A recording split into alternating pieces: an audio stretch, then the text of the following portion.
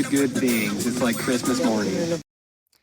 This is Job Praise Whitewater, and I'm your host, Nick Turner, for this celebration of whitewater paddling and the legends who have shaped our sport.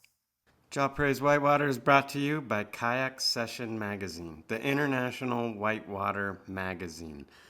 This magazine is a true work of art. If you've never picked one up before, go to the local shop, find one, and look through, and you will be amazed at what the sport is doing right now. If you want to find out what the latest expeditions are going on all around the world, it's in Kayak Session Magazine in the news section. If you want to find out in-depth articles on the latest exploits of the very best paddlers in the world, it's in Kayak Session Magazine.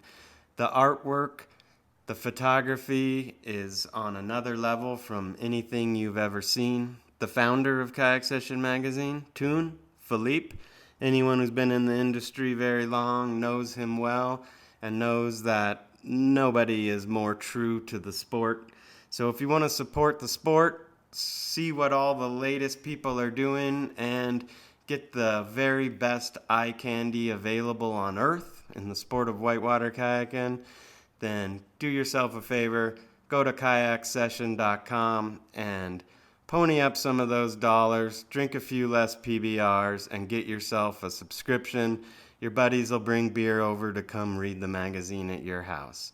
Kayak Session Magazine, the international whitewater magazine.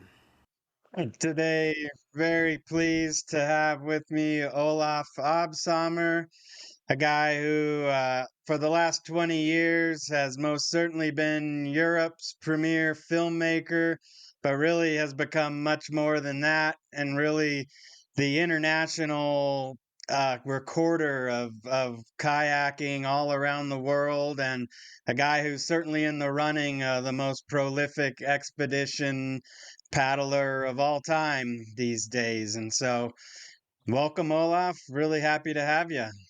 Yeah, welcome, Nick. Thank you for inviting me. So how'd you get into Whitewater? What was kind of your first crew? My parents, classic, like over a club. So we have a big canoe club season here, not season, community in Germany. And when my parents was young age, around the 50s, they went a lot of kayaking because it was not really expensive. And after the Second World War was the first time to travel around and to explore and enjoy other countries. So your parents traveled around a lot kayaking even before you were born? Yeah. So that's how I got into the sport. So I saw one place you were, your first river was in your mom's belly. That's true. Yeah, that's the River Rhine. It's actually the biggest river in Germany. But no wet water, no white water. And so then they were active in the club there, and you started hanging out at the club. And what city or town in Germany? You probably not don't know Wuppertal. It's maybe you heard about it. They have this. It's really unique for Wuppertal. They have the train. It's not going on rails on the bottom. It's hanging. And once the elephant jumped out of it, a little elephant baby. They have the zoo there, and yeah, see your reaction. You look like you don't believe me, but it's actually true story. So what was kind of a marketing campaign? You have the elephant baby in this train hanging, and somehow the elephant went crazy and crashed out. So yeah, that's River Wupper. That's where I experienced my first strokes in little currents with eddy lines and stoppers. Yeah, they have the really great clubs there in Europe that you just go into the boathouse. They have all of the gear and really place for kids to get into it. Exactly. But one reason is as well the flatwater racing. You know, the Olympic flatwater racing. That's where they get all the next generation into the sport. And my parents were as well flatwater racers. And my dad was actually a coach.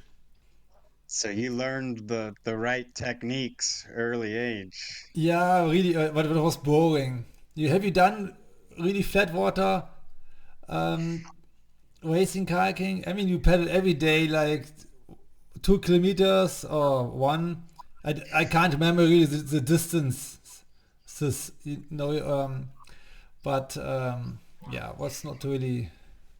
I enjoy more moving water. And so then did you get kind of a crew of people your age that kind of formed around and started first going and exploring and looking for challenging whitewater? Kind of. My mom was kind of not happy about that I was more looking into whitewater kayaking, and so I had to wait until I'm 18. From this age, you can somehow do what you want in Germany. So that's parents cannot you tell anymore. You are not allowed to do it, and so I had to wait until then. And then I bought a cheap car and we did a road trip through Germany to the Alps. You have been there in the Alps kayaking? Yeah, yeah, done all that Bavaria stuff and yeah, lots of good Austria. kayaking. So who was that first kind of group that you went on the road trip with? There was all my age, 18. They're not kayaking anymore. They were kind of so they were yeah. They came from the same from other clubs, and that's how we connected. And then you kind of remember the first crew you started hooking up with, and you said, "Wow, I'm a kayaker now. This is really what I want to do." Yeah, well, this was actually the trip. Like we had the guidebooks. There's a guidebook from the Alps, and of course we looked to all sections, class 5 sections. If we were not ready to go, but we went. Sometimes painful lesson and experience, but that's sometimes good to learn the hard way. It's maybe more dangerous. We did that exact thing. Once you get that book, you're like, "Oh, we've run something kind of class 5. Let's just go hit all of those." Yeah, this kind of yeah. And then kind of yeah, it started slowly. And the beginning, I had not much money. You know, for traveling, you need money. That's so I started working and studying, and always when I had enough money, I went on a kayaking trip, mainly to Norway. The first 3 4 years when the money was tight, I went to Norway because kind of cheap to afford for myself from Germany. It's just that's 2,500 kilometers. That's 3,500 miles. So driving and yeah, and you know it's good quality and quantity of whitewater there. There's all rivers close together. You've been there, yeah, to Norway? Yeah, yeah, I've been to Norway a couple Yeah, times, and yeah. it's a real mind blowing of that white water, right? That volume of water falling that steep and still being runnable, I think, is unique in the world. That must have really opened your eyes to what's possible doing that so early. Yeah, it was and of course at the beginning the informations were on a low level. So of course there was as well a guidebook with some classic sections, but yeah, at this time you could do to almost every road next to you a first descent was pretty easy. And you drove all the way there? Yeah. That's it. You could take the boat and we could sleep in the car. Yeah, Nice. it's 24 hours drive. So right off the bat, you were dedicated to go finding the best stuff in the world. Yeah, yeah, it was by luck, but somehow it was like that. Who was on that trip with you? Some people that are still paddling? Yeah, yeah, yeah. The legend Matze Brustmann. Yeah, you know Matze Storp, and yeah, and Jens Klatt. Jens Klatt is yeah. So right off, you guys had quite the crew. Yeah, yeah, yeah. I mean, I'm 54 now, and of course it changed. So most of the people joined me like 3, 5 years, but then the life changed. Like so, to do business, families, and so then I was looking for the next generation. You've And been now I through a could, few generations at this point. yeah, now like I could be the dad from the boys. For Gabon, look, I could be the dad from the boys. Yeah. But you're still out there running the stuff with them. Yeah, I'm more hiding behind the camera instead of running big stuff. But it's I'm enjoying it. So on that first trip, did you have a camera? Were you already thinking, how'd you think really want to start recording this stuff? I don't know. I got into filming actually in '89.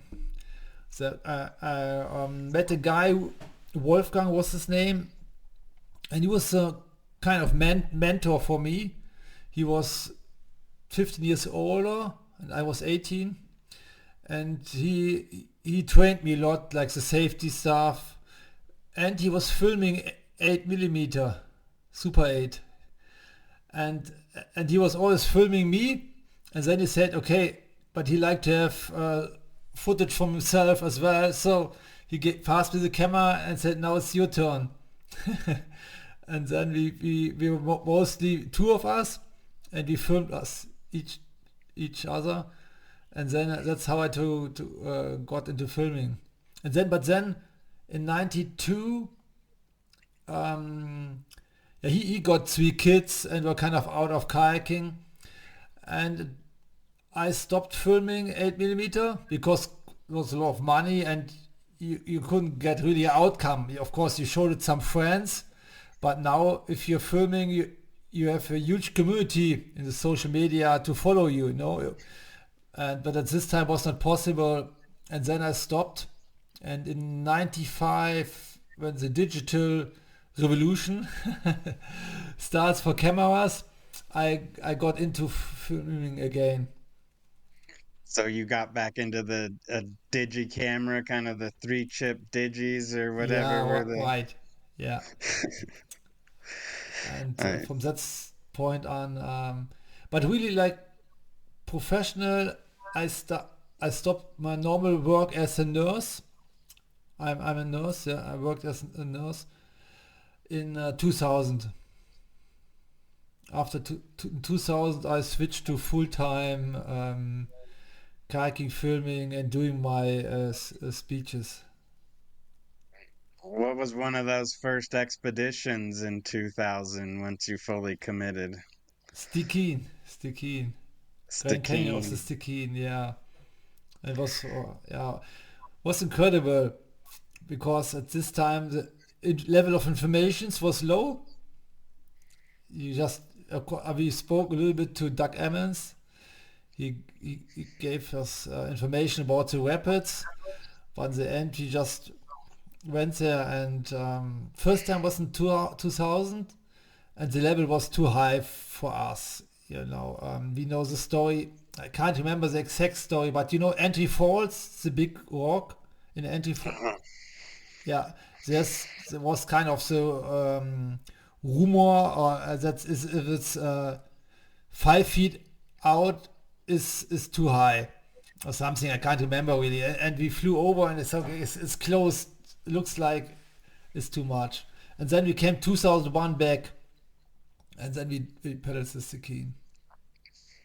I remember seeing that footage and saying, all right, the Euros made it to the Yeah, Stikine. You must have been the first European crew to get there. I think, yeah, there was, oh, what was his name? He was Scottish. He was with Rob Lesser there. But he's living in the States. I can't, Jimmy, no, what was his name? Ah, sorry, I can't remember his name. I know who you're talking about. He was in Nepal a lot Yeah, yeah, too. yeah, yeah, yeah, yeah. So he was Try to, actually the first European, I guess, who paddled the key. but more of an American guy anyway. Probably yes. Who all was on that trip with you on the Stikine? Ollie Grau, and I guess many people still know him. He was freestyle world champion '95. Um, Michael Newman, not sure, it's not so popular the name, and Markus Kratzer. But Nice. I will go back in 2030. I will go back to the Stikine if everything goes well until then. Okay. Yeah. Then what trip did you guys do after the Stikine? That was kind of a big expedition. Yes, still we did a lot of trips to Norway. But then in 2006, when I started to work with Adidas and the Adidas Thickline team was born, then the big time of my traveling started. And did you Yeah. kind of have a role in getting that team going with Adidas and talking them into it? Yeah, we did a production in 2006 in Norway for Adidas called Ticket to Norway, and I was there responsible for filming and the logistic, the traveling route. So we had 5 production days, and it was about to get the best out of it in 5 days. And you kind of know if you're just 5 day filming for a 20-minute 5 show, you need to be on the point every day.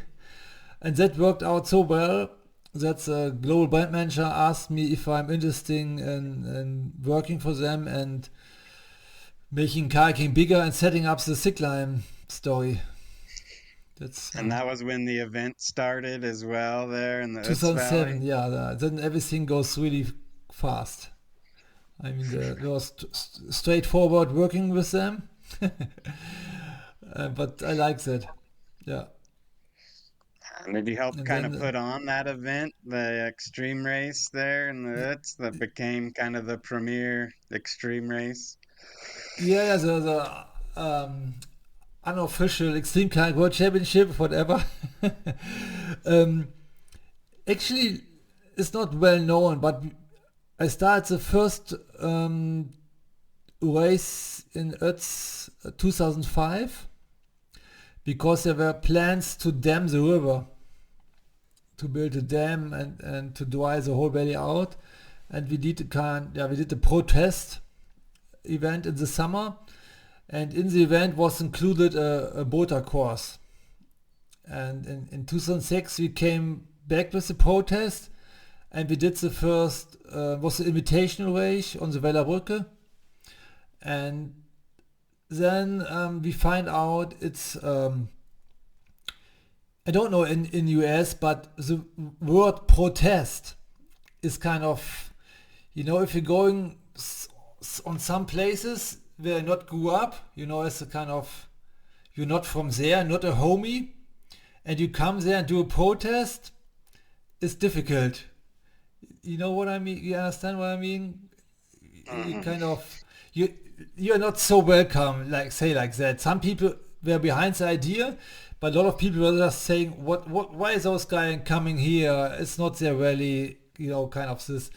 But then somehow they understand the problem of the situation if they would dam the river. And then we got a larger community from the locals behind us. And that's why 2007 we started with the race and went back from the wording protest to be more positive, to say, okay, it's nice to have this free-flowing glacier river. It's one of the last rivers in the Alps who's not dammed. It's still free-flowing, and we need to protect it. It's kind of, and this, yeah. And when the word protest was gone, of course, everybody was behind it. It was more like a little trick. And as long you have media, like you can put your thoughts out or your opinion. And that was the way it was good to say, okay, we have this river here, and it's worth to protect the river. This, Yeah, that's interesting. It all really yeah, started as a protest. I didn't realize yeah, that. yeah. And so some of those early movies, I know we really got into we'd watch the old kayak movies from, our region just 200 times over and over. What were some of those movies that really inspired you when you were younger? Kavu Days, and of course all the Twitch movies, and then the what's the name of the I think you were involved in those. What's the name of the company who did the movies? Teton Ah, Gravity yeah, Research? yeah, yeah, yeah, yeah, yeah. Right. When they came in, that was a game changer. Yeah, Yeah. Yeah. So you said Cavu Days? Kavu Days. Yeah, yeah. Yeah, that was a That big was, inspiration for us. We watched that 200 yeah, times. yeah. Me too. And it was what I really liked there was this easygoing, positive lifestyle. It was good mood, good vibes.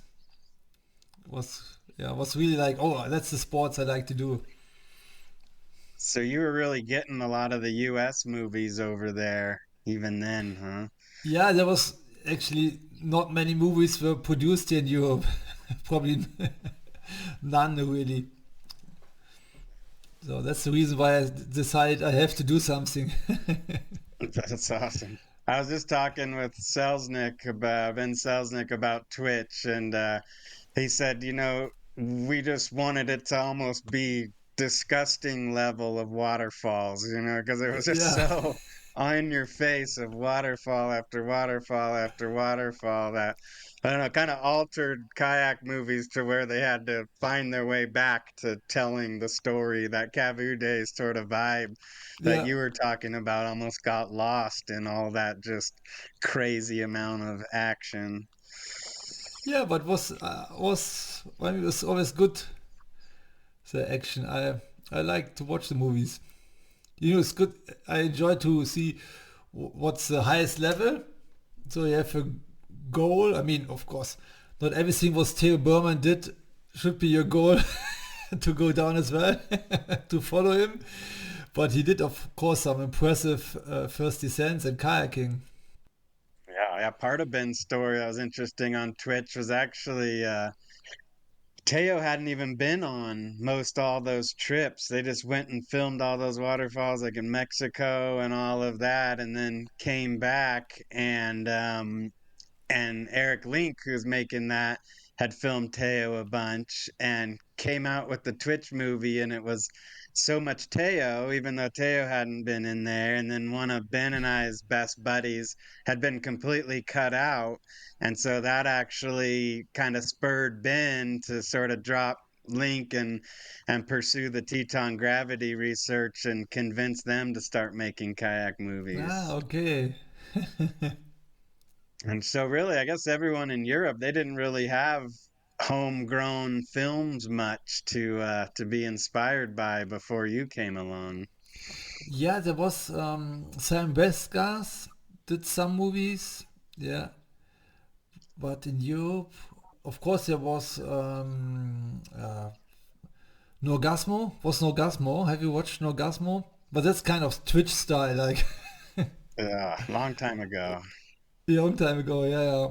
What was his name? Steiner. Steiner, I think, was his name. Mhm. I And guess Sean Baker was kind of doing his thing. yeah, but he was before my time. I mean, he's a different age, And I mean, I was in when was it? It was in 89 or 89, I think, when John Baker did the Devil's Slide. You know, this crazy narrow Full helmet room. on, the Yeah, yeah, full yeah. face on. And we went, okay, it's incredible, it's impossible that he's going down there, and he did it. And it took, I guess, 10 years before the second guy went down. So he was kind of in front. But he did, of course, weird stuff. Have you Yeah. seen Woody videos? I think they're on YouTube when he's running almost without water and crashing in rocks, and protection everywhere on the whole body is protected, and yeah. That really changed it once you figured out you could do slides. I kind of remember sort of around that late 90s when it was like, oh, wow, he can do these slides. He doesn't have to be a clean waterfall. And that just really changed the game a lot. Yeah, but it was more rock sliding instead of water. Slides is water. But he was, and there was not really, was more TV shows. So he did really TV movies. I think that's probably different to the community videos like Twitch or Kawu Days.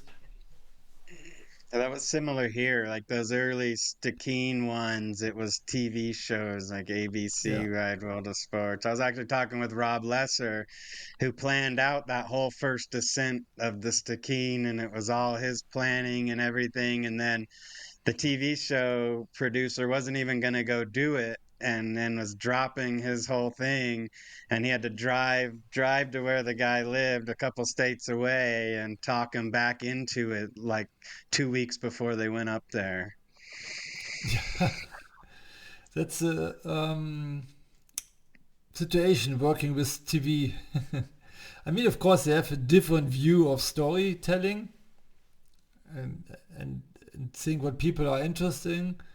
I mean, a movie like Carbo Day or Twitch or my movies, the Sickland series, yeah, you need really to kayak enthusiast to watch them 30 or 60 minutes.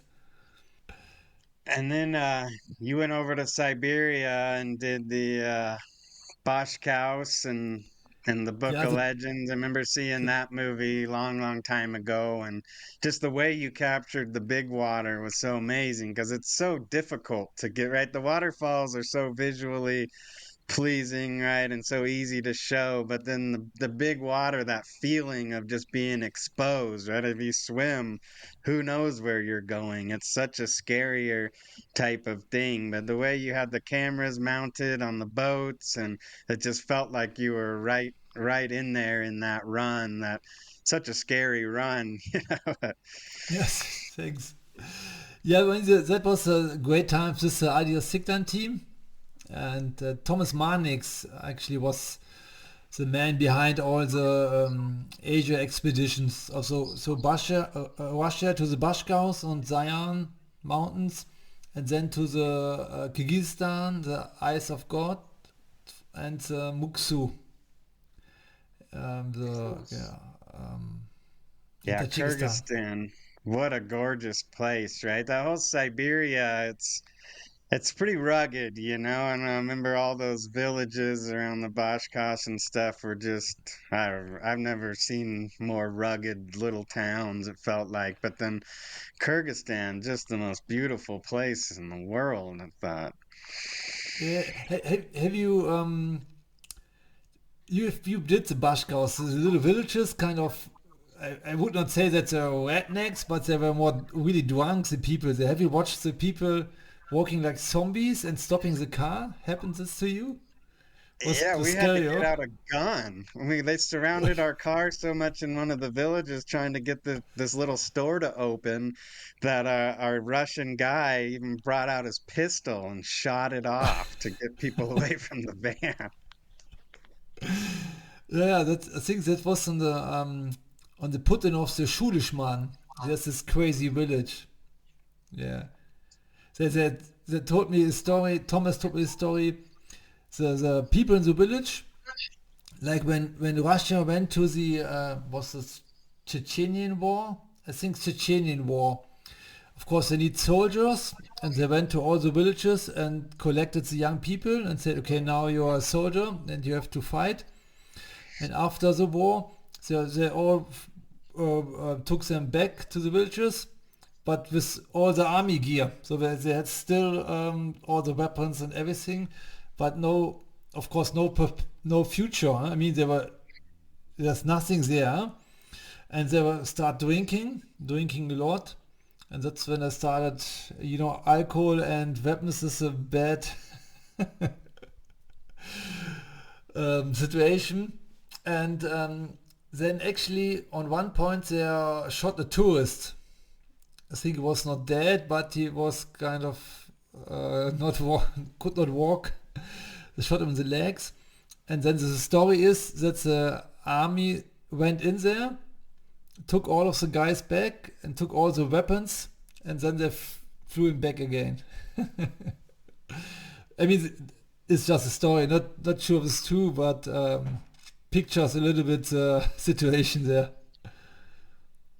Well, it's interesting kind of where all those mountains come together, the Altais and the others between Siberia, Mongolia, Kyrgyzstan, Kazakhstan. It's all the same people, right? It's all Yeah, yeah, kind of the same Mongolian people, but then they're so different in each one, right? I mean, like you said, in that Siberia, it's just zombie land, and then in, yeah, in Mongolia, they're all the Tibetan Buddhists because yeah, Genghis Khan like that, and then in Kyrgyzstan, they're all Islamic, but still living in the yurts and the horses and all that.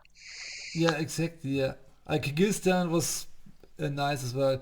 Have you done the Muksu as well? The No, like, that Tajikistan expedition you did looked fascinating. yeah.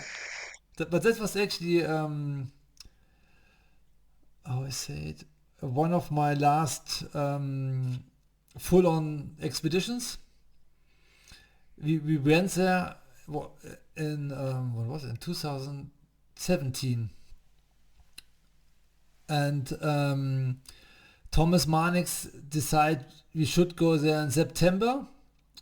All the other descents were in October. I think the Team Beer from America, or was it called Team Beer?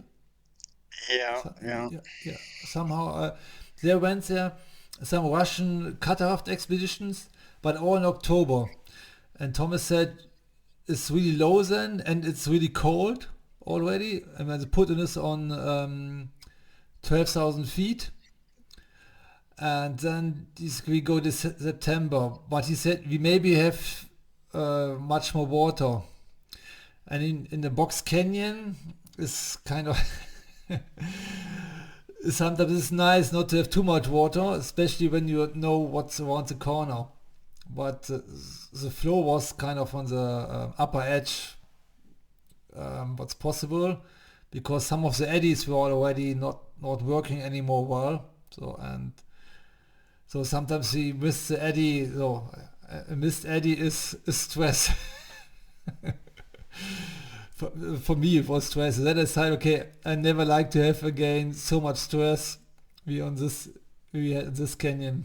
Once one like the Mike Koransky, we decided to portage the box in section with a lot of rope work, and you had to catch a little eddy, and Mike missed it and luckily went through the monster hole and survived. And all this, I decided, okay, that was a little bit out of control and not good. Yeah, those expeditions wear you down, right? I mean, going for 6 weeks, waking up with butterflies in your stomach every morning about what you're gonna do. It's hard to keep doing it. It's really impressive. You've done it for so many decades. Yeah, and I have two kids. I mean, of course, your mindset and everything changed, and it's good. It's all right, but you have to be clear. Okay, I'm now have a different focus. That was one great part in my life, and now it's the next great part. And both together, they're working, but not as full on as I did before. Yeah, kids will definitely do that. Once you realize, oh wow, I've done all this work to create these other things in my life, but now have these. I can't, no matter how much I put in or how much money I have, I can't create anything as amazing as these guys now. Yeah, yeah, I'm really enjoying it. It's even better as the life before How for old are myself. yours now? My daughter's 10 and my son will turn 12 in 2 months. They start a little bit kayaking. Yeah, what's I'm at the similar age, 9, 11, and 13, and I struggled Okay, do I want to get them into kayaking? I mean, after yeah, what we've seen, right? The people we've lost to the yeah, river, and just knowing the dangers of it, it's a struggle whether you even want your kid to kayak or not. yeah. That's exactly. It's but the end, what they like to do is yeah. You should, I will support them whatever they want to do. Yeah, you gotta support them. Yeah. Yeah, I was amazed. My parents kept supporting me in kayaking even after my brother died. He died kayaking on the North Fork of the Payette when I was Ah, just okay. 20 years old. And so did a lot of my scariest stuff even after that. I took a full year off, but then was right back in it. That's a part of extreme sport that you will lose friends. Yeah. What which ones have really stuck with you over the years that you've lost? Luckily, there was not many. Of course, I know like people who drowned and I kayaked with them, but was not like deep friendships. Of course, it's always sad and tragedy if someone dies, but if of course if you have a close connection to someone and he's dying, is different. And there was one guy like I played a lot with Victor, and of course Bran now. Yeah, Yeah, Bren was such a huge hit. He just really represented, like you're saying, this new generation, you know. yeah, and always friendly, open-minded, interested. That was Stoked. He brought so much yeah, stoke. yeah, of course. Stoked for the next generation. You know. So after those Asia expeditions, where did you go? The Asia expedition was kind of the beginning. I went to Pakistan, to Greenland, and to Sikkim again in 2013. That was a pretty cool trip. And Iceland, and you went in Iceland in winter to capture the waterfalls with ice. Yeah, India, Africa. Everywhere. Yeah, there's still some places missing on the list. Maybe some will I will have to leave on the dream list next life. And so for Kyrgyzstan, Tajikistan, Siberia, did you kind of have some people on the ground to help you out? Did Thomas kind of set a lot of that up? Yeah, of course. The mainly it was pretty easy. You just need a car and a driver, and then they say, "Please go there," and you drive to there wherever you want to go. I think in Tajikistan was a little bit different. For some regions, we need a permit. There were checkpoints. So when we drove, actually incredible river close to the border or the border river of Afghanistan and Tajikistan. There's a river on the border, and we drove this river along. And for this region, we needed special permits. So but in the end, you just need a car and a driver. And you know the guys can repair the car everywhere there. Those Russian style rigs are always breaking down. So the Yeah, driver has to be a mechanic. yeah, of course. Yeah, yeah, yeah. Yeah, mechanic and a lot of patience for his van or car. Ah, so that's impressive that you guys just had the map and just told them where to go. When we did Kyrgyzstan and Siberia, we had old members of like legendary Russian rafters who had come to the U.S. and ran the Grand Canyon back in the 80s, and they really took us around and were really showing us the stuff. We hardly even knew where to go. Yeah, but this is my local knowledge is the best, huh? Yeah. And how was the Bashkaus for you guys? It was good. It was what we thought. So, just talking to the guide had been down it in a raft before, and I don't think there had been a group of all kayakers before us. So we didn't know how long it was going to take. But he had explained these spots on the map, and then we just went. And the first day we thought, oh, we're doing amazing. We're way ahead of schedule. Let's just relax on this beach. And then halfway through the second day, we got to that first rapid, the keyhole or the key that pour over, and we're like, oh my God, we just barely got to the first one that he said was a significant rapid. And so then we ended up, yeah, kind of hurrying a little bit the rest of the way and went right through that crux part where it gets all tight at the pour over and then filters in. The whole left side is just death of sieved out rocks, and you have to make that scary ferry over to the right. Uh, but it took us, I think, 5 days, and I think the previous it had been a couple weeks, just because it was all rafters, and that was wild seeing all those memorials to the dead rafters. Yeah, that's in whole Russia. It's wild, huh? Like to see all the plates on the river. There's so many drowns there. What? Um, do you know the movie A Glorious Way to Die? Uh-uh. It's on YouTube. It's a National Geographic documentary, and it's about the Russian cataract scene. It's incredible.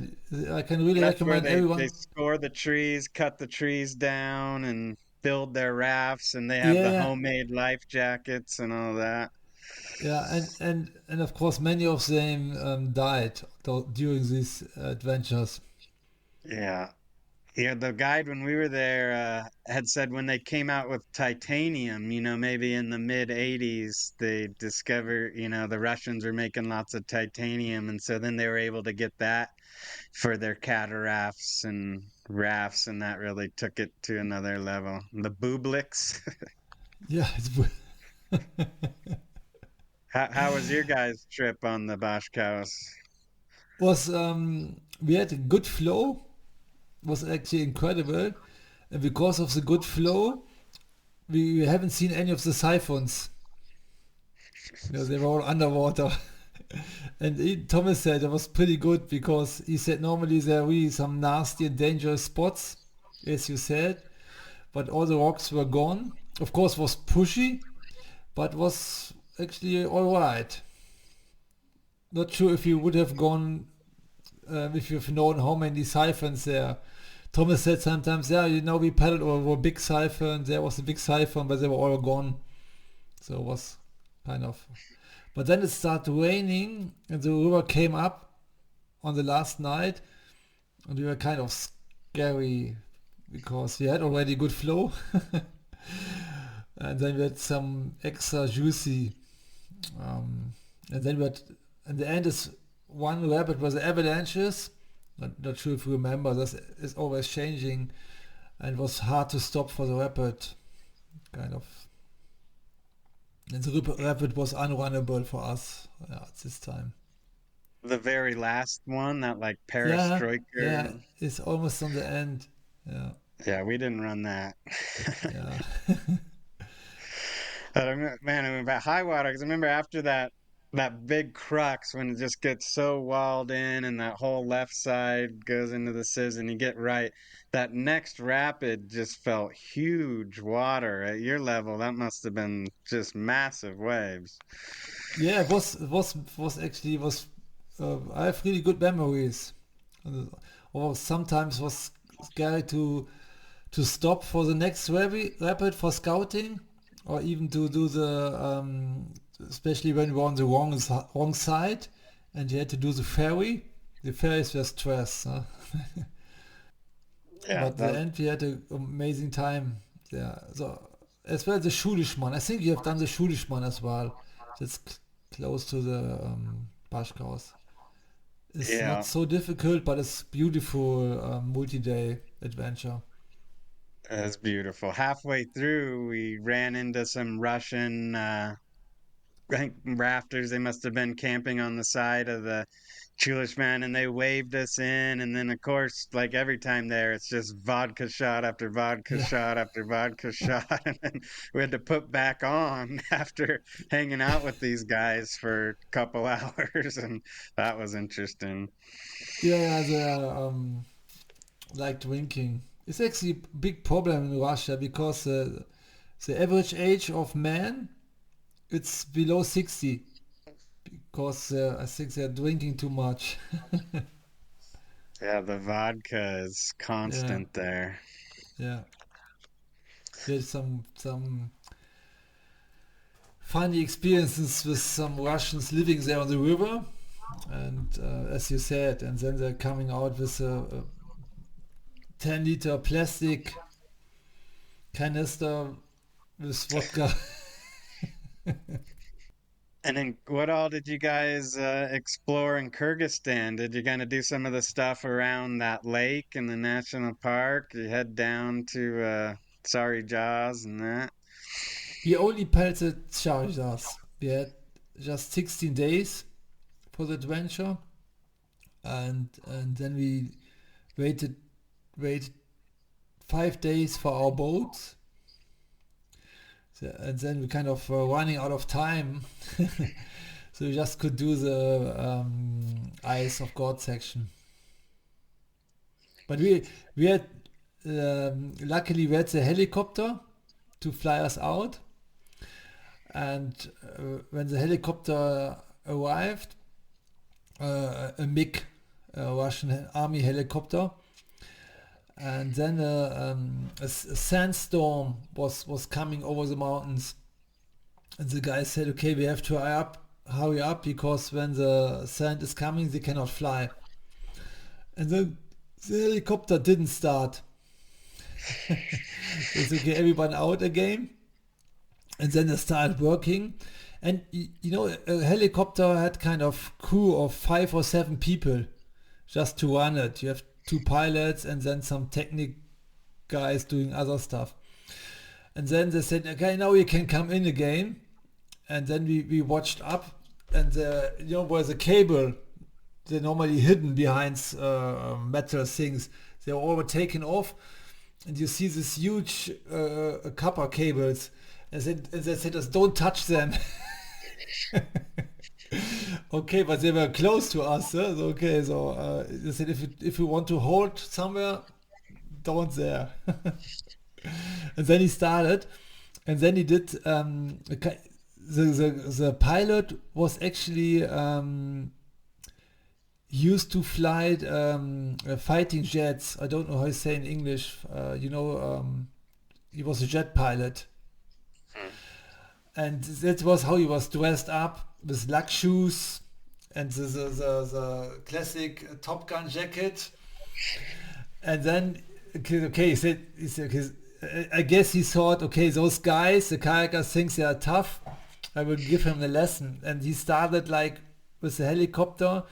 He got up a little bit, and then he turned it down 90 degrees and flew this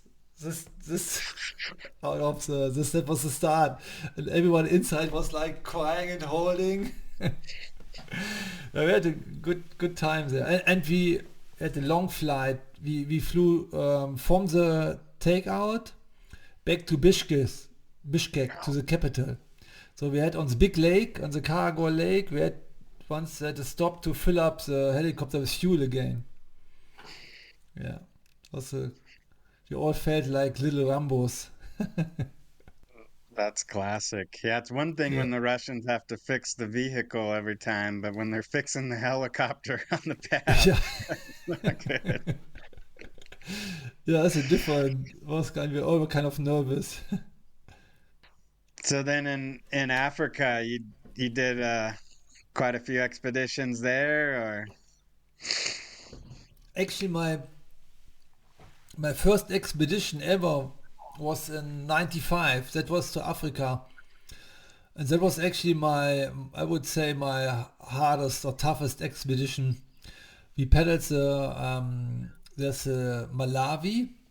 It's a small country there, and there's a lake called Malawi Lake, and the river was flowing out is called Shiri, and we did the first descent of the Shiri, and oh man, tons of crocodiles and hippos. It was terrible. They were chasing us, the crocodiles. I was really like, but we were young and stupid. And we thought nothing can kill us. When you're young, you think you're untouchable. I think that's the reason why we survived. there's that difference. When you're younger, the scarier it gets, the more of it you want, and then like you're saying, Yeah, as you've gotten older, you start to know all of these costs that yeah, right. come. Yeah, when you're young, you don't think too much. That's the good part on the age. And I don't know if the crocodiles, if we all really appreciated what a danger they are until Hendry Coetzee's incident. Yeah, yeah, yeah. You never saw, and this was actually the first accident where you heard that the guy was killed by a crocodile, no? And out of a kayak. Who But all on went on on that Malawi trip with you? Jonas Nöcker, I mean, it was '95. Not sure people know him, and Dirk Schwarzer, the small team. How'd you find that? At this time, Jonas Nöcker, he was really into expedition kayaking. He went to Papua New Guinea and to to Russia. Actually, when he went to the have you done the what's the name of the river in the Yan Mountains? The Ecke waterfall, the Ecke waterfall In Siberia? in Siberia. Yeah, the waterfall, the narrow waterfall. I've heard of Yeah, it. yeah. They did the first descent. The Jonas Nöcker. So and he was organizing the Shiri adventure, and he asked me if I like to come with him. Mm. And were you filming at that point? Yeah, actually, we were filming, but we were filming for TV. Like we managed to sell the idea before to a little TV station, so we got some cash. Yeah, that was the first CD video camcorder. Was the Sony one, Sony VX1000, I guess. So then did kind of was it sort of that rodeo scene of the late 90s, early 2000s where kind of all the European paddlers really kind of got to know each other, maybe going down to Croatia. We went to that one rodeo there in Augsburg on the ice canal. I remember hearing tales of Oli Grau Yeah. then, but was that kind of, you think, maybe where he met up, or how'd kind of the community really come together? Actually, there was a AKC, the Alpine Kayak Club in Germany, and there had a huge community, and as well there was this famous address book. So if your name and your contact was in the book, and that was all members were in the book. You had always had the address to someone. Hey, you have time to go, or do you know something about this river, this country? That was before the time of internet. Now everything now has changed, but this time was how you got in contact. Or you have met the people on the river. You met them, and then you find out, okay, we are have a good connection. We should go somewhere together. Yeah, I remember there's that town just south of Munich. I'm spacing it, but it starts with an R, where the original kayak manufacturers all started, like Lettman and a bunch of the others. Rosenheim. Yeah, Rosenheim. The Prion is yeah. Prion is still there. And that's actually where I'm living. I'm living 10 kilometers from the Prion factory. That's a good zone right there. Yeah. I really like it here. Mm, Yeah, that was quite the scene in that late '90s there, and everybody had Matzi, Oli, Shorshi, kind of had a lot of momentum there around Yeah. Whitewater. Have you been to the to our house in Nussdorf? Have you been there? I used to live together with Olli Grau, with Ingrid Schlott, his wife, and Manuel Arnu, Jens Klatt. We all lived in an old farmhouse. But then you were never there, but a lot of other people from the US visited us there. Nice. Yeah. Yeah, really takes that collective community really driving each other. Yeah, the community is a big part for me. I mean, I always think it's incredible what kind of different humans I met during my kayaking career for all kind of background. It's really, really cool. In the end, you find out we're all just humans and we like laugh. Yeah, the people become the best, right? You go there looking for the whitewater, but it ends up being the friendships you make that are the most valuable. Yeah, of course. The friendship is what you have the rest of your life. And you Kayaking go stops at through one those. point. What's that? Kayaking stops or went down a little bit, but your friendship is still there. You go through such situations with them, right? On those expeditions and in those canyons that it just creates such a close bond. Yeah, it's a how is bond? Yeah, right. How you say? Um, oh, I'm lost. I don't know the word in English. Um, yeah, the bond you cannot see it. It's like, and the bond is still there, even if you. For me, sometimes, for example, Sam Sutton. No, I've did a lot of trips with Sam Sutton, and then I've seen him now for 4 years not, and then he came to visit Europe, and it was still like when we met, like, oh, we just came from the last kayaking adventure. That's really impressive. Uh, What were some expeditions you did with Sam? The Russian expedition, the Bashkaus, the Bashkaus, and we went to Iceland, to Sumatra, and what else? We have done somewhere else. How was Sikkim, Sumatra? Sumatra was pretty good. Was warm, hot,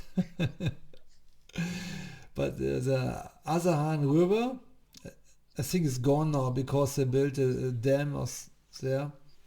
But this was kind of incredible river, and it's hard to explore there. I mean, it's jungle, and was not easy to get good informations. I think this has changed now, especially with the drone technique. I mean, now you have the drone and just start flying it over some canyons. It changed totally the game for exploring. I mean, remember back in the days, sometimes we just walked for days or in Norway. How many times you walked just to check out the canyon? And sometimes it even was not long, but it was maybe 2 kilometers away. You had to walk 2 kilometers there, then you walked 2 hours around there to find out it's not doable. Now you set up your drone and in 5 minutes everything is clear. Yeah, that is a game changer. Yeah. And having the small little head cams, I imagine when you first started, it was you had to have the camera in your boat connected by a wire to the head cam. Yeah. Or we had the camcorders in a soft case on the head. You know, running waterfalls was really bad for your neck because you had to kind of per extra gram or 1 kilo on your head. Definitely. Yeah, And they and the break cable half the time. yeah, and the cable connection. You know, you never know if it was working or not.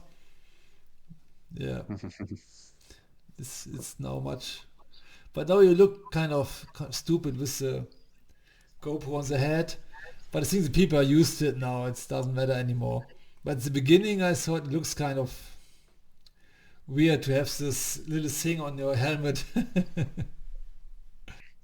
Well, there's always that conflict in these extreme sports, right? Of where you're doing it so much for yourself and your soul, and then like the media part, it's like there's always this natural tendency to not want to be overly media because you want your intentions to be really true. Yeah, but for example, when my Adidas time was, of course, you have to decide. You know, okay, so you get support, but for the investment, they want a return. And the return is, of course, you have to be flexible. And you have to leave some of your thoughts behind and do it as you want to have. Yeah. But I had harder times to make money. And so were a lot of those expeditions funded by Adidas Sickline team as well as like a lot of Red Bull funding in some of those? Yeah, no, it's from 2006 to 2017. This was the time when I was working with Adidas. Of course, everything was financed by them. That was, you can imagine, it was a good time. But after that, still it continued. Like I worked a couple of years with NRS. It's a great company to support and the next generations. And so I did some Red Bull productions. Yes, yeah. And Yes, the latest Gabon was that Red Bull? How'd that whole trip come together? I mean, not yeah, the Gabon. Gabon, yeah. It was actually I was there in 2007 with Deborah Pinninger and Nico Chassin, and we did kind of exploring trip, and that is a good example with the change of technique. At this time we just had maps, and of course in the jungle and all the channel of the waterfalls. So the Ivindo River is 170 kilometers, and there are 4 big waterfalls. It's primary rainforest, and yeah, it circles around. Oh, I'm still in kilometers. 150 kilometers. There are no civilization. They're just wildlife. So you are in the jungle. And there are these 4 waterfalls. And for example, the first waterfall is what you can watch in the movie as well. Is 2 kilometers wide, and gradient is almost 60 meters. And yeah, not millions, but it feels like there are millions of channels floating in all directions, and in the end they're coming to one channel after the dropping the 60 meters over different steps. But kayaking there, you sometimes were kind of lost which direction you are now paddling. And so 2007 was impossible to explore all the channels because it was hard work to run around the jungle. And so you explore one channel, and then you find out it's nothing wonderful there. Then you go to the next one. Yeah, it's Mission Impossible. And then we just try to find the best way down without portaging too much. And we portage a lot. And this year was a big game changer, because with the drone we flew up all the different channel, and then you could check, okay, this is probably worth to explore closer, have a closer look. And that was a reason why we could paddle a lot of whitewater there. How did that whole team get together? Did you kind of select the group to go, or did it just kind of happen? The main man behind it was Adrian Matern. I spoke a lot to Adrian Matern. Yeah, like he was asking me what he can pitch at Red Bull, which project, and then I said to him, yeah, I think Gabon is a good story, yeah. And then I helped him a little bit with informations, and then he looked like did a good job. Red Bull liked the idea, and then of course Adrian is part of the We Are Sand collective of the Sand crew, and there was a kayaker heroes, and to produce the story was David Arnaud, David the Domka, and myself. We were the media team. And you had Dane with you. Who all was on that trip? Dane, Caleb Grady, Adrian Matern, and Ben Orton.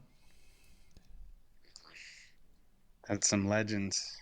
Yeah, it was incredible to watch how they act on the river, and how they do all the decisions, and was pretty really impressive how close they are together. And that just came out this week on RedBull TV, right? Gabon, Uncharted. I think yesterday, oh, yesterday, yeah, it was premiere on Red Bull TV. Nice. Yeah, Yeah, Adrian, he did the hike out of the Sorry Jaws. Was he did yeah, that? yeah. That's, I think, a couple of teams did. New Year Newman did it as well. One of American expeditions. Yeah, there was a really hardcore compared to our helicopter flight. Probably safer though. Yeah, yeah, not sure. Like Thomas Marnik said to me, the cataract people, they always walk out, and one died actually because of avalanche. You know, when you're too late on the Sajas and the first snow comes, and of course you're going over high passes, and at the avalanche accident. So not sure what's the safest way out. But the hike out looks like it's especially with boat. Huh? They hiked out like the first teams. They left the boat in the canyon. Yeah, I'm not exactly sure about the story, but I think there was a team from America where one guy broke his ankle, and they continued to China, and they went in prison there for 1 week or something. Yeah, I've heard of that. Yeah, but looks like the last part to China looks pretty impressive. Yeah. Yeah, but the Chinese have built a dam there now. You can see it on Google. On the lower section, there's built a dam. Yeah, we did Yeah, some first descent down a little further south of the Sorry Jaws, kind of right on the Chinese border that I believe is dammed now, but it was a pretty amazing canyon. yeah, And they and had just right then they had been turning over the land from the Kyrgyz to the Chinese, and so they each had these camps set up down below where we were taking out, and the Kyrgyz camp, was all ratty and messy, and the Chinese camp was just perfect. yeah. And when you went to Iceland, did you guys have that waterfall, like the scenic waterfalls book to Iceland? I remember when we flew in there, we just had found this book at the airport that was scenic waterfalls of Iceland and just started hunting those around. But the drone thing would make a big difference there too. Like we would see these little creeks come in and be like, send a runner and Yeah, check if yeah. there's waterfalls. Santa Juana, exactly.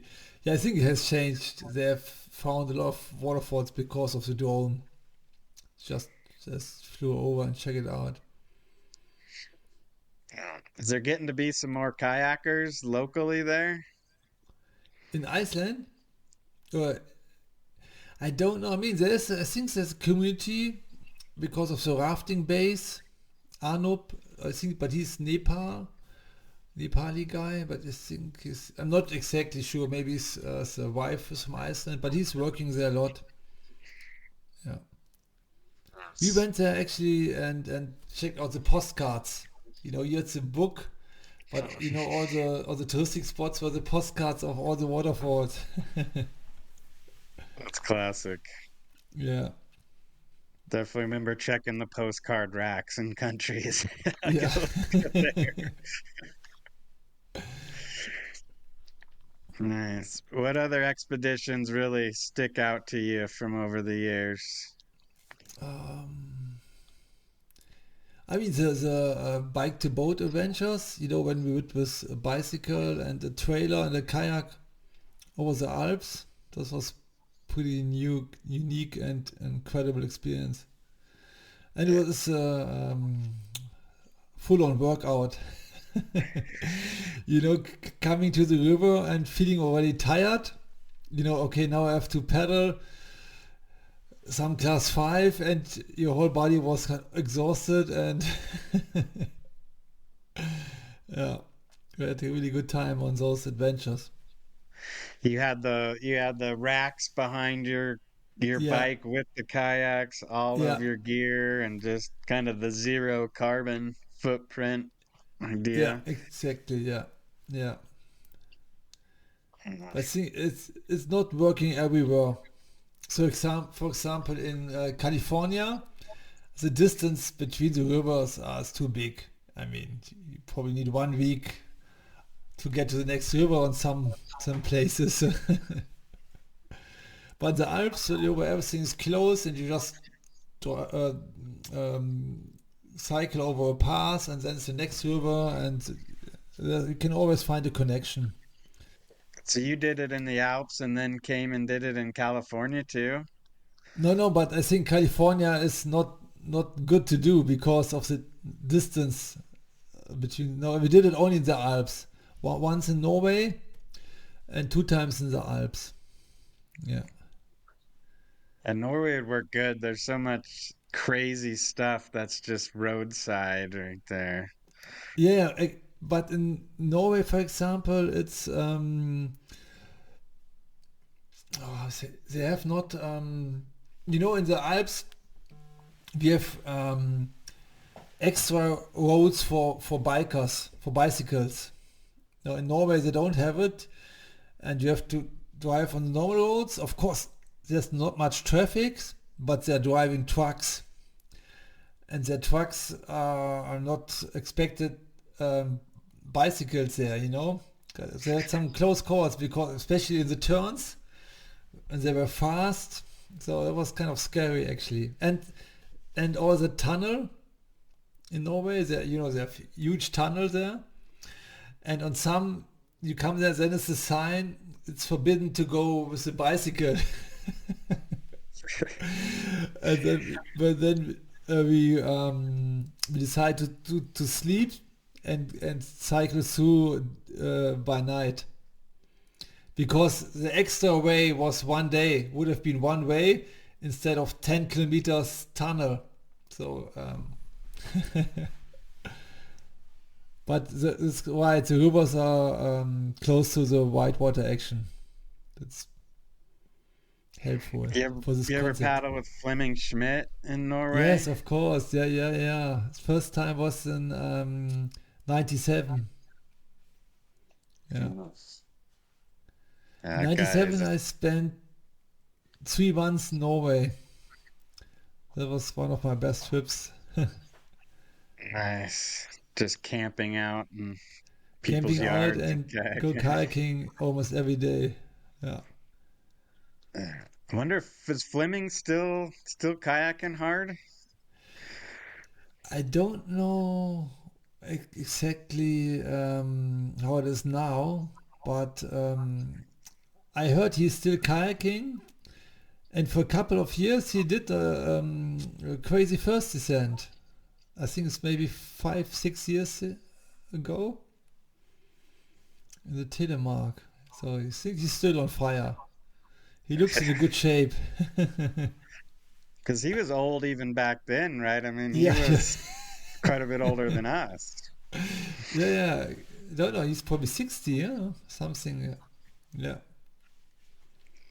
And remember when he ran that 60 footer on what's that roadside one with just the huge waterfalls, high volume, and then the last drop is that 60-foot thing that on a 20-meter drop that I think only Is he on had the run. It was the cover of Valhalla. is on the Rauma, huh? Rauma, Lower Rama, Rauma. the middle Yeah, Rama.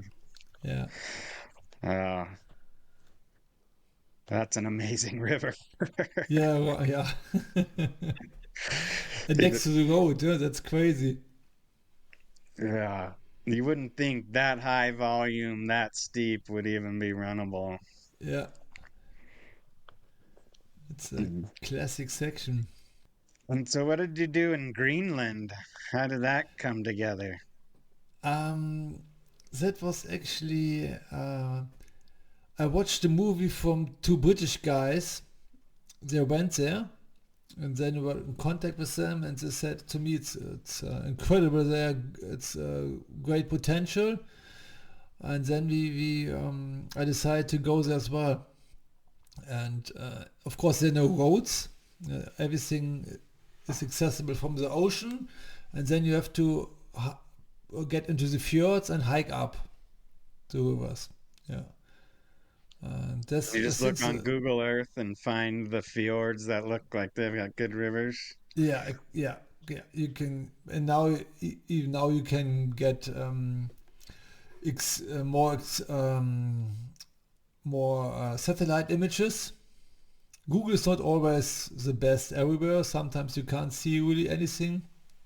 But if you have access to other sources with satellite photos, images, you can get really detailed. It's incredible. Ah.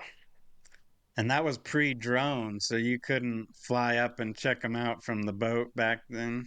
No, that was no. Just go there and exactly when I did the expeditions with Jonas Nöcker, we had just maps, mainly Russian military maps or American flight maps, and then the American flight maps were better, but for Central Asia sometimes they was not available.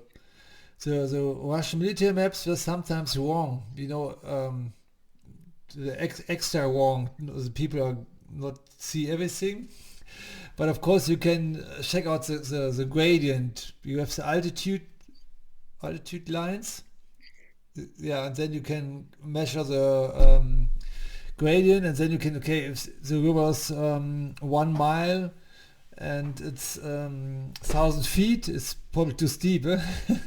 So you could get it, okay, but it's just 100 feet. Maybe it's doable.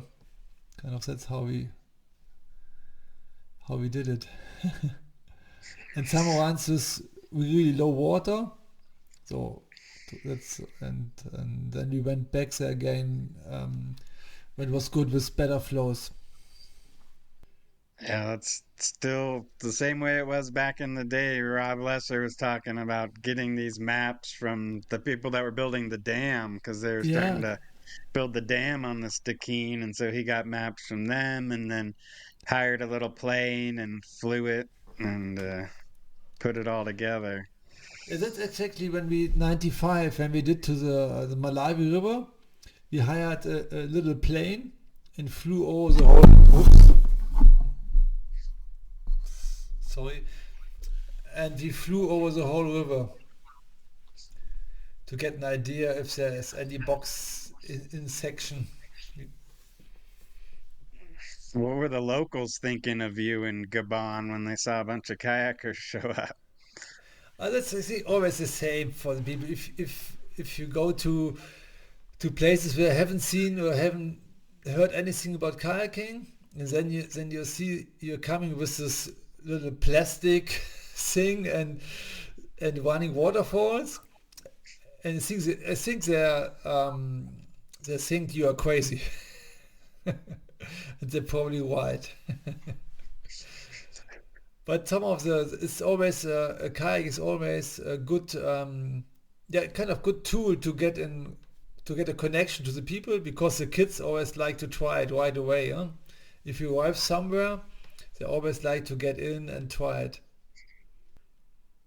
I've seen that go bad though on the White Nile where a kid drowned in a Uh, kayak and okay. then the group I wasn't there but it was a lot of my close friends and then they were stuck in the village and the villagers were it got really really intense and I think luckily Steve Fisher was there and was able to kind of defuse the situation, make a payment, and but it was one of those where the kids they had been playing in the kayaks and then everyone left and this kid took it out by himself and Oh, flipped okay.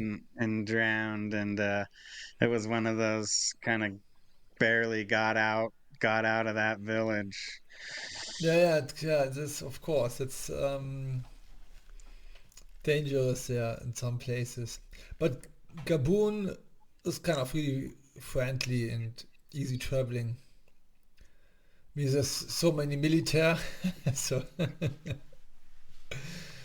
yeah, Yeah, you said you went there with Nico Chasing the first yeah, time. yeah, He's such a legend yeah. from the Zambezi. Is he still around there? No, he's living in France. He moved back to France. I think he's doing construction houses work kind of now. Has has he one kid or two? But I think they're older. The kids. They should be 20 or a little bit older as 20. See the pizza place in Livingston, man. Yeah. I think he used to live there 10 years. Huh? Yeah. Yeah, he was actually real legends on the Zambezi. I remember when I was what was in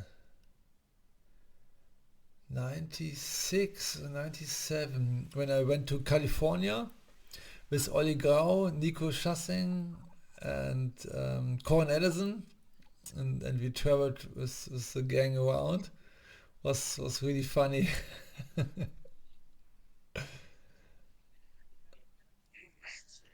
And did you meet up with like Willie Kern Yeah, with the and Kern Lindgren brothers on on that the trip, or We went to the Kern River festival. Oh, there was kind of a kayak race, freestyle competition.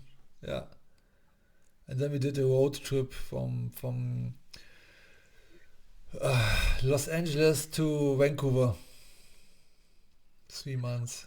Was really incredible kayaking. Yeah, so incredible, all and the we went to all Sierra the stuff. of course to all the we followed the freestyle circus to all the events to the Loxer River, yeah, Kern River, and there were some other, can't remember all.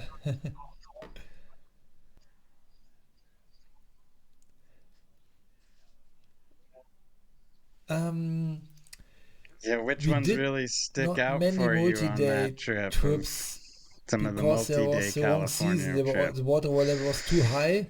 Yeah, but we did the Merced, south side of Merced, but we did it in one day. Yeah, but we did it in one day, so we didn't. Yeah, Oh, that's one of the best And rivers in the world, huh? That's so what great. else? I can't remember. Oh, we did actually no multi days. Yeah, yeah, we went there in end of Mhm. March, Yeah, beginning those of are all April. pretty late, lot later in the Really season. early. Yeah, yeah. But we went, of Really course, to early. So did you the run North some Fork and stuff South in Fork of Oregon on your Payette. way up through there? Where Sturgis is based. What's the name of the river there? You know, Little Wild, yeah. And that's what's the other name there? Um, that's the problem getting older. Not the Little White. You'd remember that. Yeah.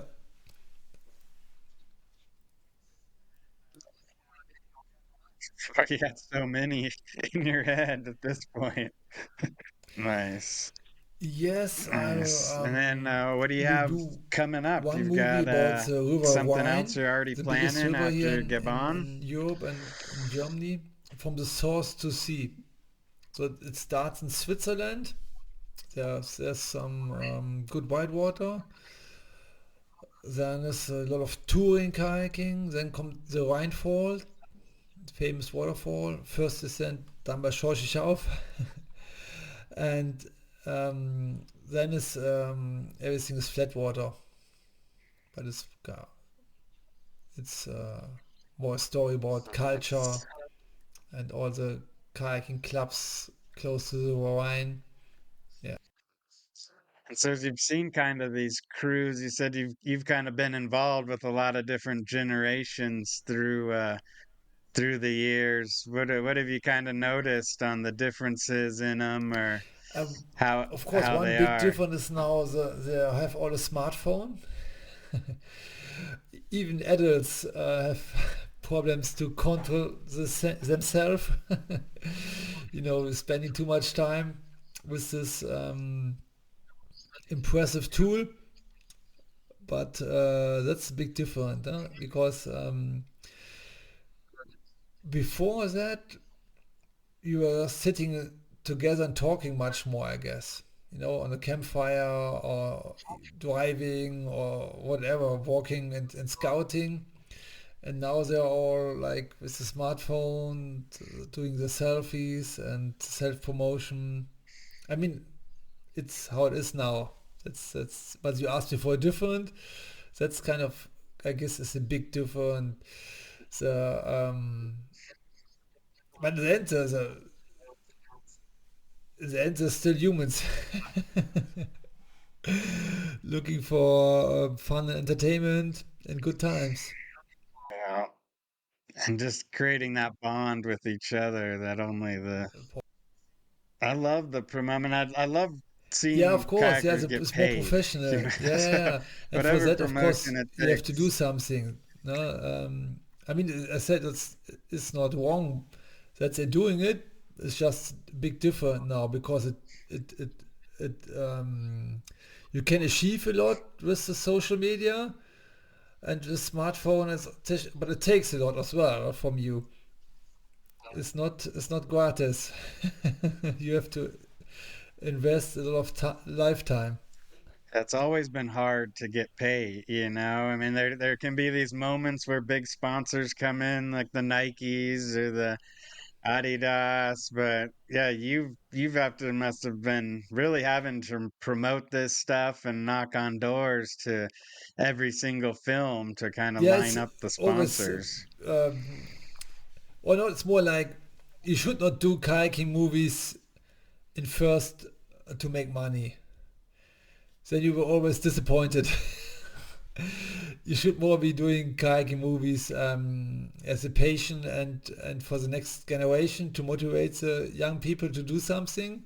Yeah, and if you're lucky, you get some cash back. Sometimes maybe you get the whole bill paid, but sometimes you have to pay by your own. But it's not I would not recommend it as a business plan to build up a future.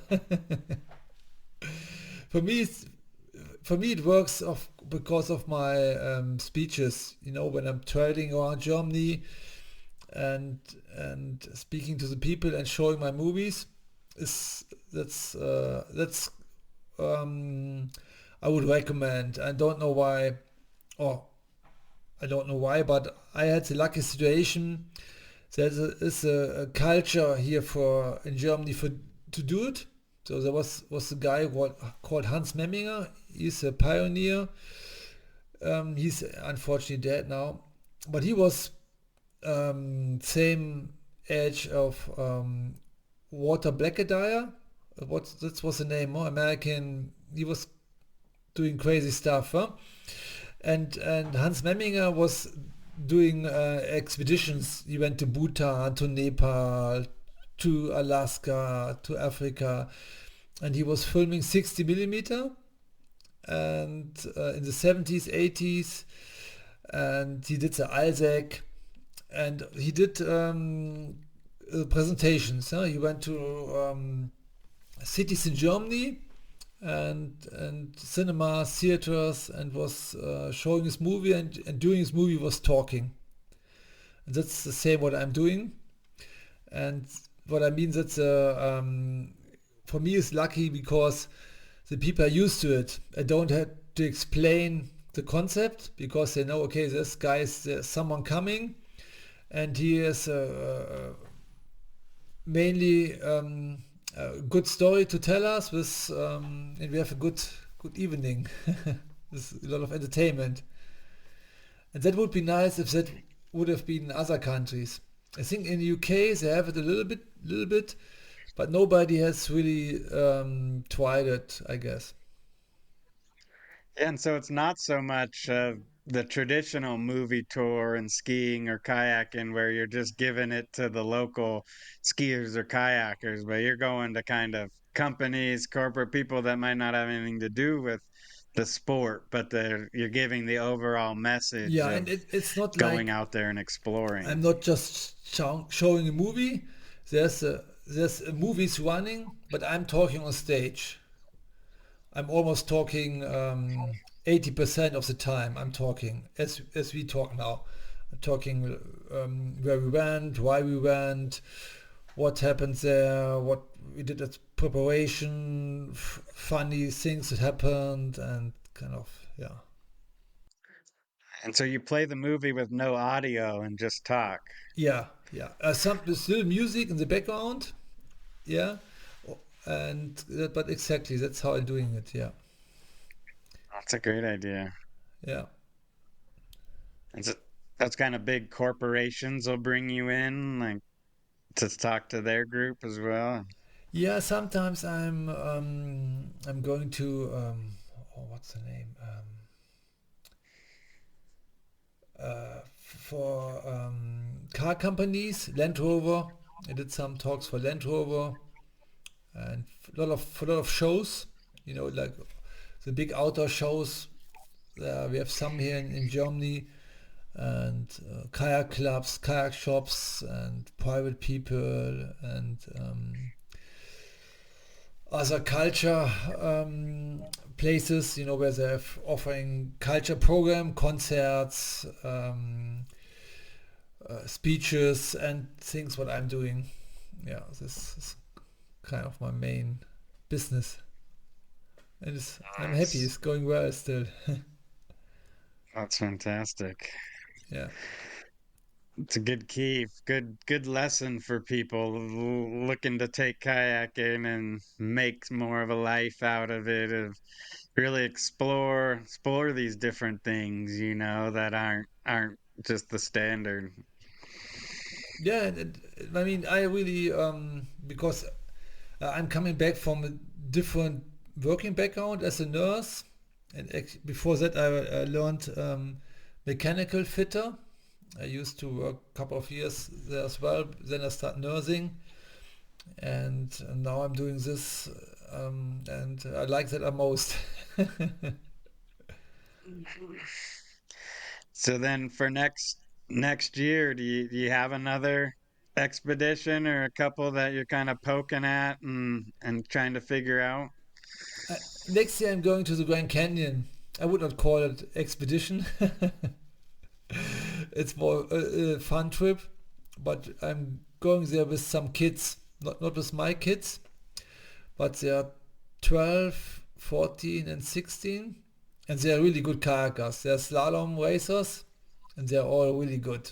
So yeah, that's kind of the story of the movie, like paddling the Grand Canyon from the viewing point of the young people. Nice. Yeah, you're gonna love that.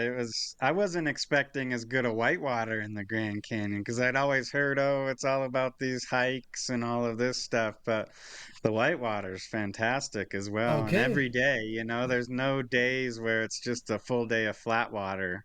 There's just always rapids. that's good to know. All class Because four. yeah, it's alright. I mean, it's the biggest is lava falls. Oh, is lava fall not? It's called lava falls. Yeah. Yeah.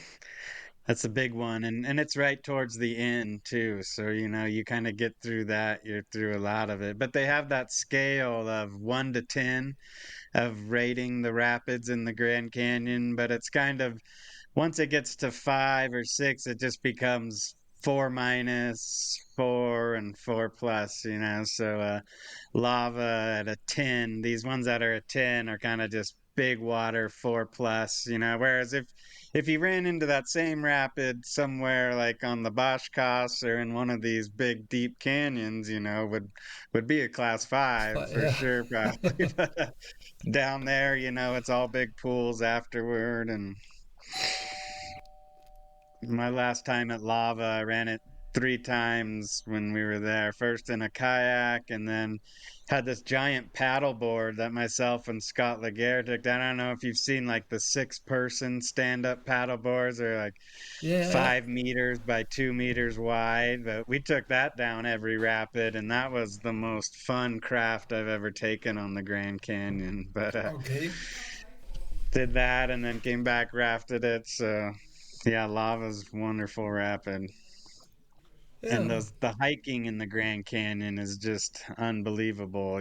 Some of Yeah. these side canyons are just gore. Have you explored much of the desert of southern Utah or any of those places? No, no, but I'm really looking forward to it. I'm stoked to go there.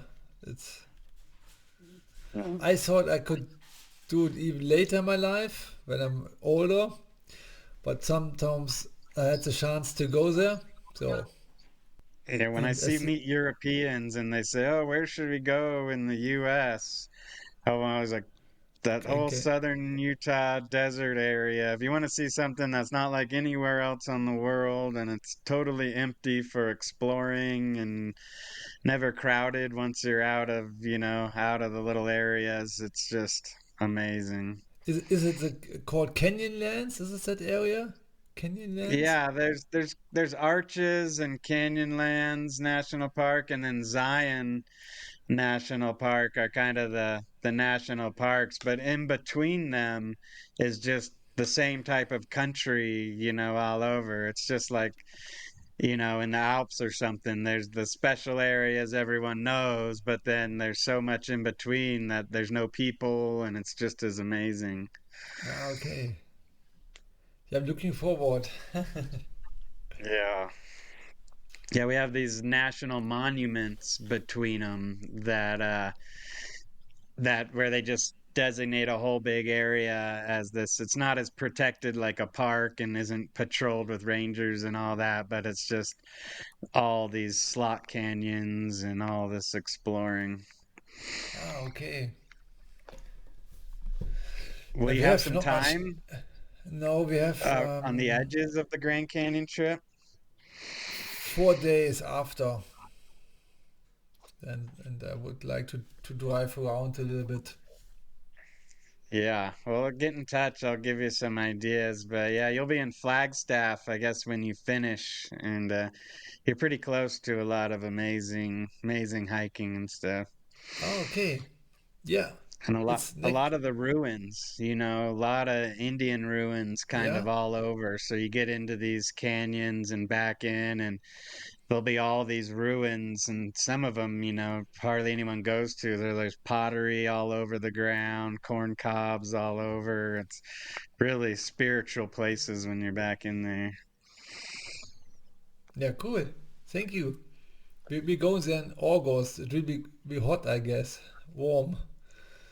It's not too bad. It's Not too pretty high bad. elevation, so it cools Ah, off. okay. Okay. Not like Yeah. Suriname Okay. or Gabon. Yeah. Yeah, well, anything else you want to cover or give a shout out to anybody? Enjoy life. For sure. Well, we And really go appreciate you kayaking. taking the time, Olaf. It was really a pleasure chatting, and hopefully we get to meet up in person some one of these days. Yeah, would be good. Where you based in the US? Right now I'm in Colorado, Co- Okay. so pretty close to Vail Ski Resort. And is there snow? You have snow there already, or? Yeah, yeah, we have half a meter in the yard already. Okay. We're still waiting here. It's just the higher higher elevation. There's snow, Yeah. So you nothing guys on the ski a ground. lot with your family? Yeah, it's really expensive actually now here, All skiing, right. and the ski passes. And the situation of snow was really bad in the last years in the Alps. So they don't have the cheap season pass where you buy the whole season around there? Yeah, but for family is still 5 grand or something. Yeah. I mean, of course, if you go skiing a lot, it's probably worse, but still, it's 5 grand. Huh? Yeah. It's Yeah, the Vail Resorts has been buying up a lot of ski resorts all over the US and now all over Europe and Japan. And you get a season pass about $1,000 for an adult, but it's okay. good at over 50 ski resorts. They've added quite a lot over in Europe as well Oh, okay. recently. I almost And feel like skiing sometimes, if you go a lot, it's never been cheaper. Because even when I was a kid in Park City, it was $800 just for a season pass there. But if you want to just go one weekend with your family, it's crazy expensive. yeah, that's same here. One weekend is really crazy. Yeah. Nice. All right, Olaf. You Thank you have very a good much, Nick. evening and be safe out there. And tell everyone out there hi from me if you run into any of the Yeah, legends that I you maybe brought up. And I will meet Ollie and Ingrid next week. Ollie Grau. Yeah. nice. And I will What do you send you got? the record of my voice. Yeah. Oh, Okay, perfect. Appreciate that. yeah. All right. Take Thank care. you. Bye bye. Thank you very All much. right.